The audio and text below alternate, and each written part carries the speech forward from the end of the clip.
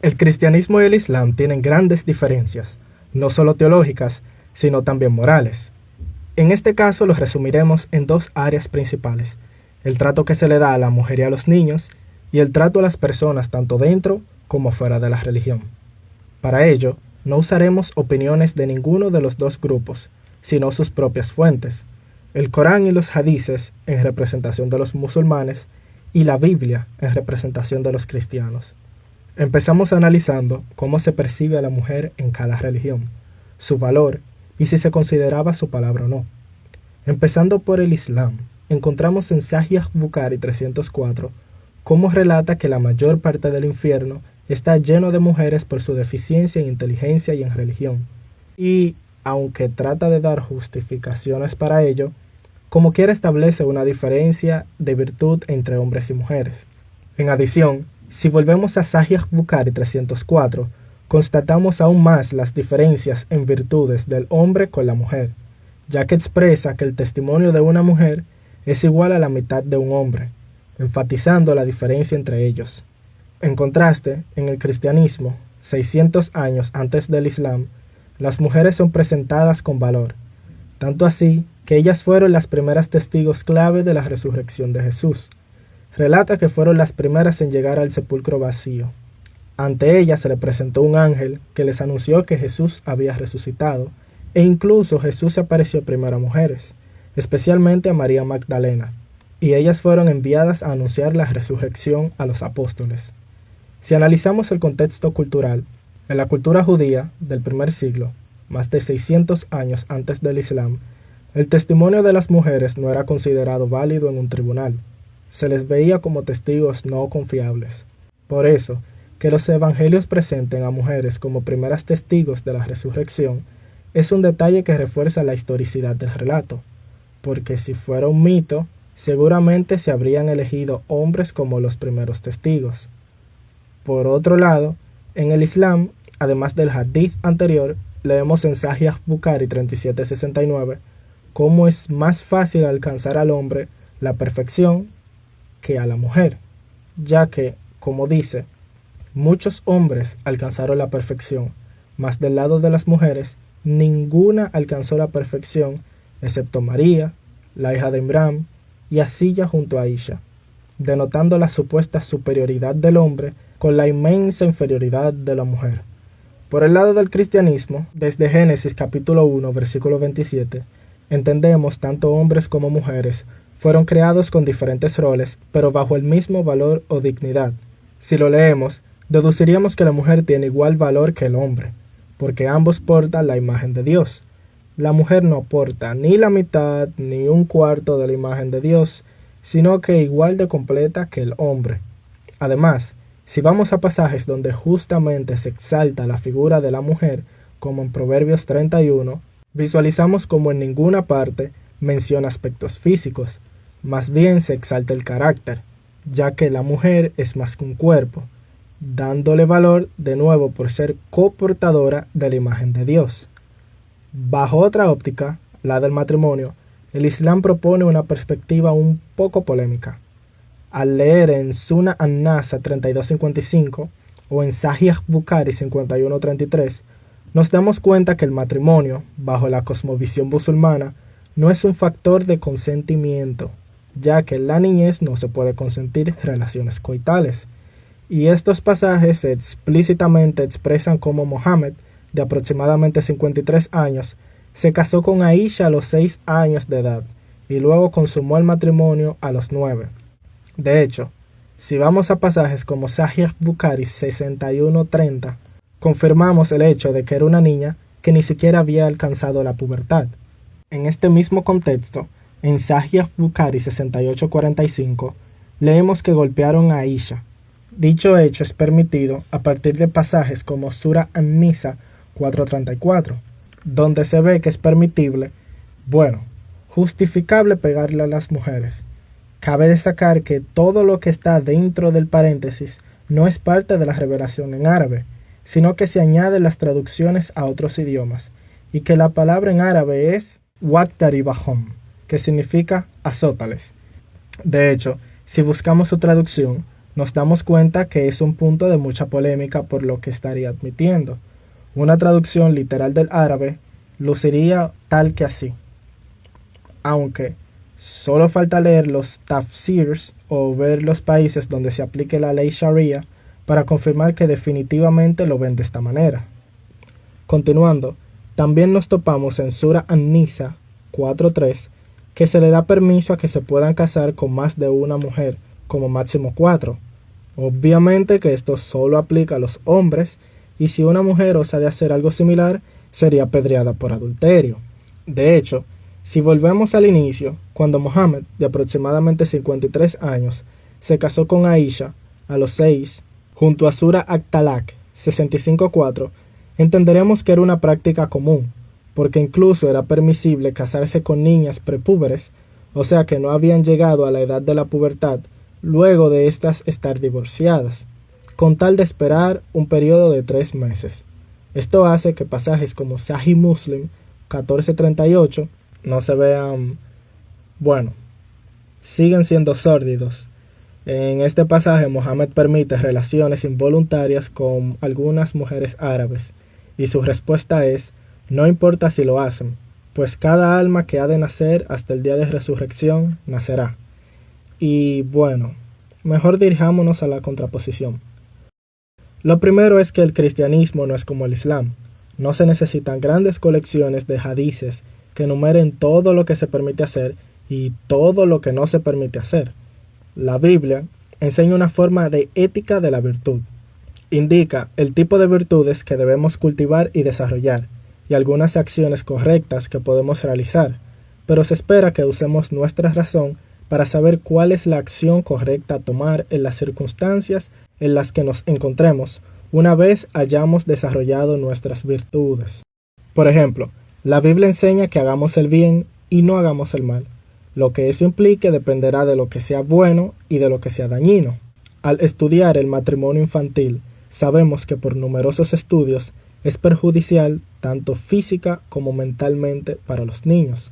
No hay justificación para esta práctica dañina, por lo cual, si la Biblia nos dice que hagamos el bien y no practiquemos el mal, sabemos que el matrimonio infantil es dañino. Se deduce lógicamente a que la Biblia lo prohíbe. De hecho, Dios mismo da ejemplo de un matrimonio en Ezequiel 16, ilustrando que el matrimonio infantil es incorrecto. Dios se refiere metafóricamente a Jerusalén como su esposa.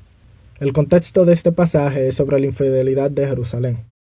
Pero fíjense lo que dice específicamente en los versículos 7 y 8. Noten cuando Dios dice la edad del amor.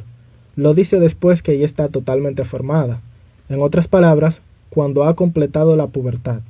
Así que Dios establece el ejemplo de que el matrimonio, y menos la unión sexual, no deben ocurrir hasta que la joven haya completado la pubertad. Como la pubertad no termina hasta los 15 a 17 años, es natural fijar la mayoría de edad a los 18. Esto también coincide con Jesús refiriéndose a una niña de 12 años como una niña pequeña, no como una mujer. Pero, a pesar de lo demostrado, algunos musulmanes intentan argumentar que en otras partes de la Biblia permiten el matrimonio infantil. Algunos sostienen que la Biblia dice que María tenía 12 años cuando concibió a Jesús y que estaba casada con José, pero esto es obviamente falso. En la Biblia nunca menciona su edad siquiera, además de que, de nuevo, el mismo Jesús se refirió a una niña de 12 años como una niña pequeña, no como una mujer. Por otro lado, afirman que la Biblia dice que Rebeca tenía 3 años cuando se casó con Isaac, pero esto también es falso. La Biblia nunca dice tal cosa. De hecho, describe a Rebeca como una joven capaz de cargar agua para 10 camellos. Y yo no conozco a ninguna niña de 3 años capaz de hacer esto. Su última objeción está en Números 31, donde Dios ordena a Israel hacer la guerra a Madián. Su contexto narra la destrucción de Madián por su papel en causar a Israel dirigirse hacia la inmoralidad sexual, la idolatría, básicamente todo el tipo de cosas raras que hacían antes, sacrificio, etc. Pero Moisés dice en el versículo 18, pero a todas las niñas que no hayan conocido varón, dejadlas con vida para vosotros. Lo primero, que este no es un mandato de Dios, viene de Moisés, por lo tanto podemos condenar este mandato. Pero incluso así, Moisés no ordena matrimonio infantil, dice dejadlas con vida para vosotros, lo que podría referirse a ser sirvientas. No es algo bueno, pero definitivamente no es matrimonio infantil.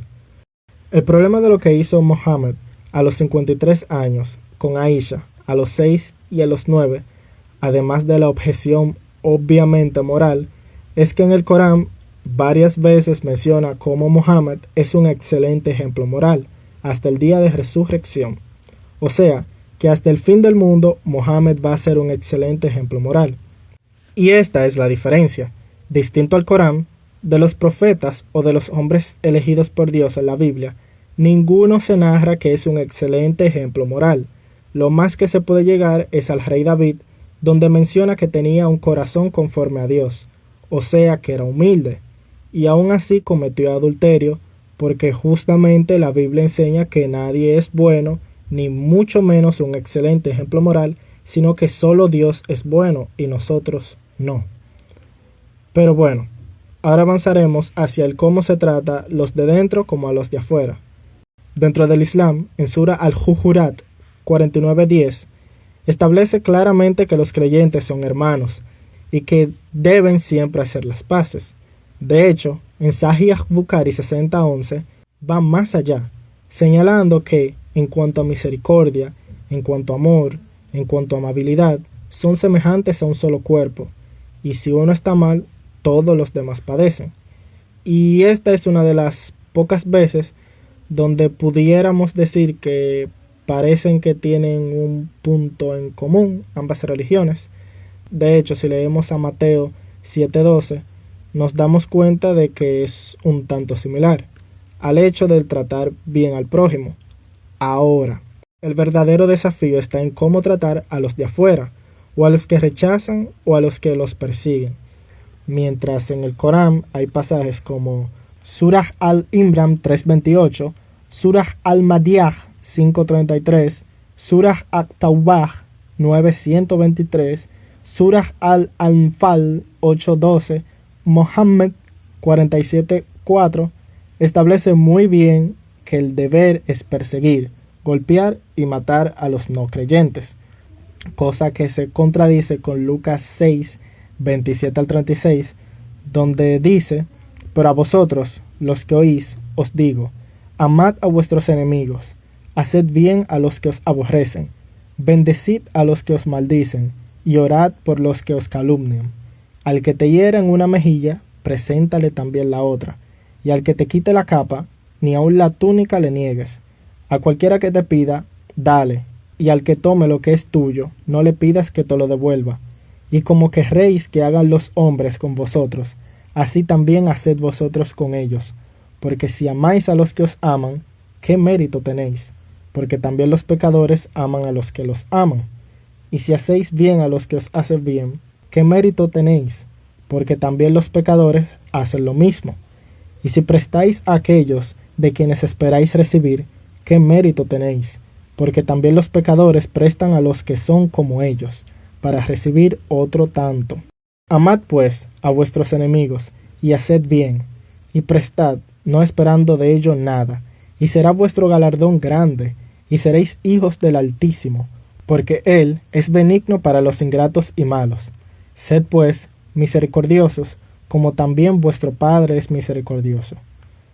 Para concluir, podemos observar cómo en el Islam se establece una deficiencia intelectual y religiosa en la mujer, poligamia permitida, obviamente que solo a los hombres, matrimonio con niñas, relaciones forzadas con esclavas cautivas y mandatos de combate o muerte hacia quienes cambien de religión o no crean, a diferencia del cristianismo, donde se enfatiza la igualdad en la creación, el valor de la mujer, el amor sacrificial en el matrimonio, la condena de la inmoralidad sexual y el amor al prójimo sin distinción, lo cual ilustraría cómo la moral en el Islam, según sus propios textos, resulta bastante negativa en comparación con la del cristianismo, que promueve dignidad, amor y protección.